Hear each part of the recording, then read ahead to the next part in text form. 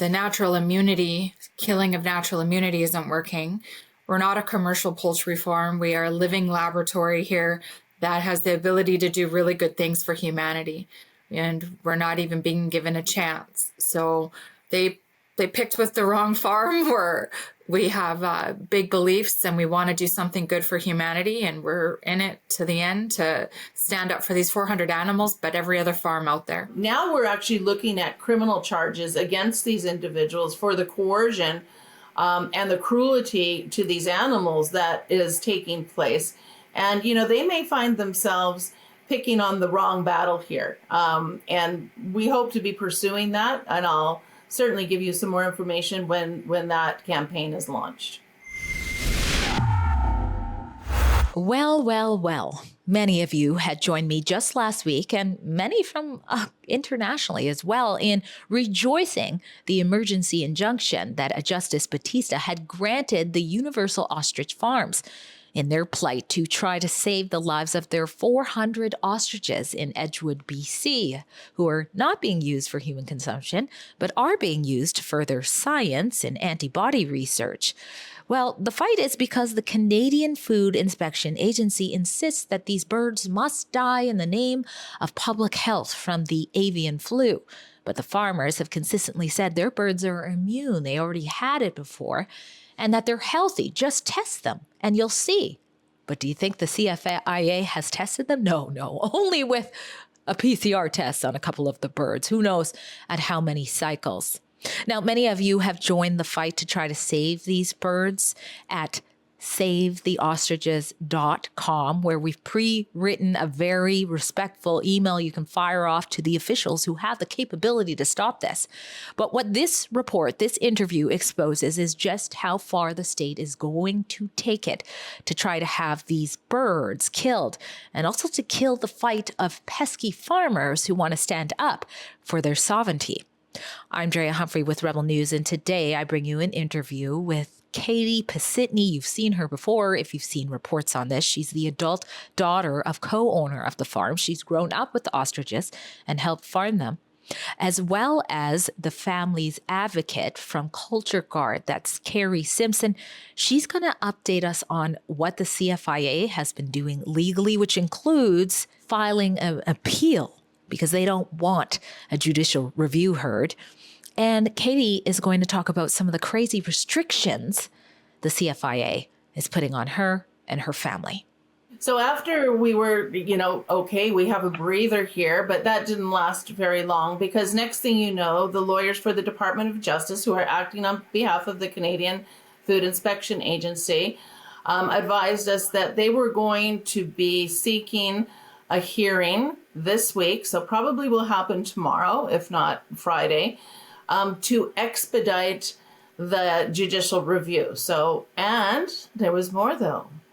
We wanted Justice Batista to clarify his order, that when he said that the birds could live until the time of the judicial review, he really didn't mean that the CFIA couldn't come in and kill them, only that the family wouldn't kill them.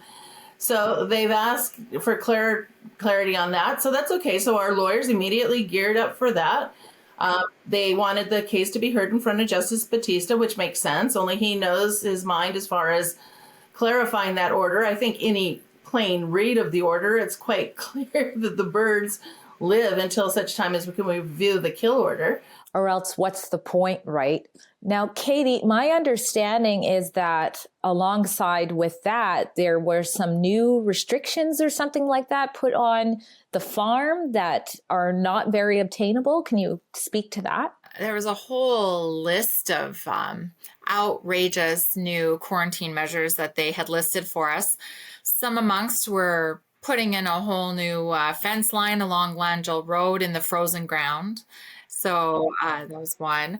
One was to put netting all over our ponds and any water sources, so no animals could get in, no other animals. But the ponds are frozen, so I mean we're kind of lucky there too.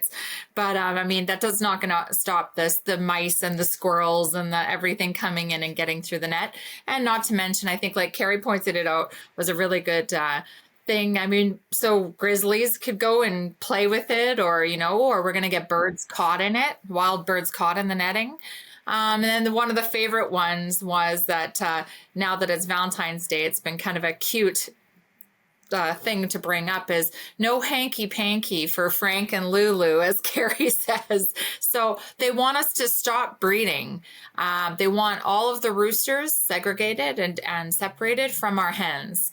So they want the hens and the roosters completely separated, and we're not allowed to have any breeding happening, which I don't understand. I mean, when you have a hen, they still lay eggs. They don't need the rooster either. So it's not, I don't know what we're stopping, but yeah, so there's a bunch of outlandish requirements that are disposable hazmat suits are to be worn now every day. We're a month more into this. So I could understand if these big requirement lists would have came out day one when they should have been the most worried about everything. But it coming out at this point when we're at day 27 of absolutely healthy, non-symptomatic ostriches, it makes everybody scratch their head. Everybody who sees this list goes, why now? Why now? Very good question. And I mean, it just seems so desperate. They're desperate to kill these ostriches. But bigger than that, I think they're desperate to silence farmers like yourself who speak out about such injustice. Now, Carrie Simpson, speaking of desperate measures, you got some new news today. Our viewers might be seeing this the next day or so. So I believe it's February 11th that they're even taking another legal measure. Tell us about that. Right. So we were notified earlier today that in addition to what we've already talked about, they are now going to appeal the decision. So that means we have to go to the Court of Appeal.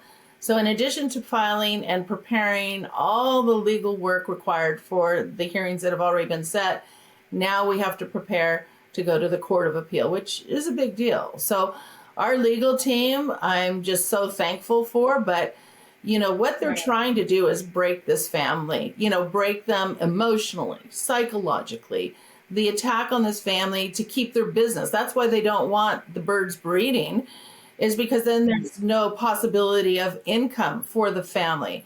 And now, how many people can afford a team of lawyers? Can you imagine the team of lawyers we have and researchers, legal researchers, Drea, to fight this? They have all the coffers of the taxpayers of Canada to come against us. And this is why no other farmers have ever stood up. You just can't do it. The arena is not a fair place. This is not a fair fight. So we're very, very, very fortunate to have so many people coming on board, donations. Go to saveourostriches.com, donate, help this family. This is going to be a war worth fighting. And in order to do that, we have to pay lawyers. So there's so many volunteers, though. There's people, Drea, that have volunteered, the whole social media teams, scientists, researchers, doctors from across the world are joining and volunteering their time and efforts to help this family. It is truly a miracle that we watch every day unfold with the generosity and the strength that so many people are bringing to this battle. Well, we've gone ahead and linked the GoFundMe to help with whoever wants to help with the legal fees in the description box below in the article. And you also mentioned social media. I hear some of the posts that, is it the BC Rising that's been putting up on Facebook and Instagram have gone really big, but we thought Zuckerberg was pro-free speech now, but for some reason on Instagram, the post is getting taken down, which is kind of crazy. Now, speaking of how this is all happening, of course, I've put out inquiries to the CFIA. Our people at Rebel News have been going to savetheostriches.com to continue to put email. Well, you can only do it once. So if you haven't, please go to savetheostriches.com and send off those emails pressuring the right officials to do something. But speaking of the right official, there is Lawrence Macaulay, the Minister of Food and Agriculture. I sent him a direct message again, trying to find a statement on this. I mean, this story's gone international. I haven't gotten a response yet. Have you heard any peep from him yet? No, and I've sent off some very pointed letters. As a matter of fact, prior to court, inviting them to find a resolution to this. He has the power to review this situation, Drea. They are doubling down. They have no intention of allowing these 400 healthy, magnificent birds to live.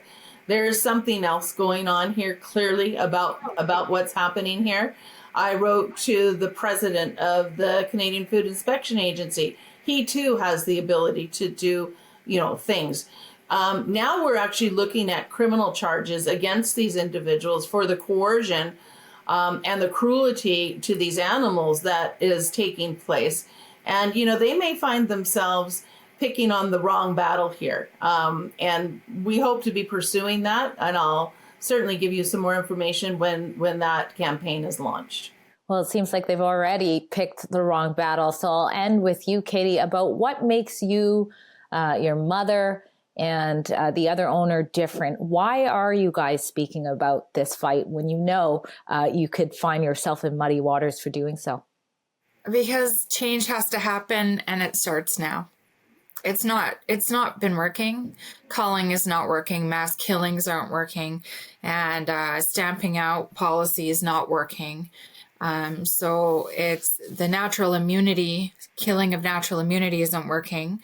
We're not a commercial poultry farm. We are a living laboratory here that has the ability to do really good things for humanity. And we're not even being given a chance. So they picked with the wrong farm, where we have big beliefs and we want to do something good for humanity, and we're in it to the end to stand up for these 400 animals, but every other farm out there. Enough is enough. If you know the state shouldn't be messing with flocks for no reason, join our campaign at savetheostriches.com. Respectfully put pressure on the people who have the ability to simply test these animals and set a precedent to do so in the future. Again, that's savetheostriches.com.